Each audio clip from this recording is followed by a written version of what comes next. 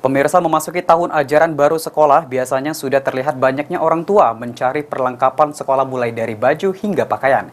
Namun, kini belum terlihat aktivitas warga berbelanja kebutuhan sekolah, sehingga kondisi tersebut dikeluhkan pedagang. Memasuki tahun ajaran baru sekolah, biasanya terlihat banyaknya orang tua mencari perlengkapan sekolah mulai dari baju hingga pakaian. Namun hingga kini belum terlihat geliat aktivitas warga berbelanja kebutuhan sekolah.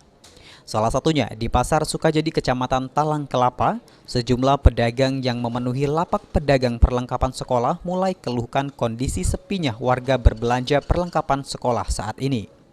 Menurut salah satu pedagang perlengkapan sekolah, menyebutkan jika omsetnya tahun ini jauh turun dibandingkan saat pandemi tahun lalu.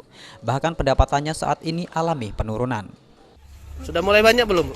Mulai 2 hari ini ya. Sudah mulai 2 hari ini. Yang paling banyak dicari apa, Bu? Buku, tas. Buku sama tas itu. Daya beli masyarakat gimana, Bu, sekarang Mulai ini? nurun omsetnya jauh. Jauh sekali. Jauh. Dari tahun sebelumnya, Bu? Tahun inilah yang mulai Parah ya. parah. Padahal waktu pandemi bulan ini Lemak lah pandemi jauh. Kalau ini jauh.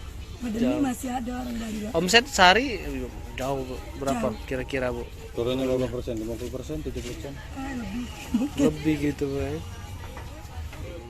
Hal yang sama juga dirasakan pedagang lainnya, yang hanya tersenyum saat ditanya kondisi penjualan pakaian sekolah.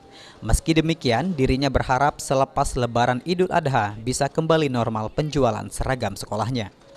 Sulaiman, PAL TV.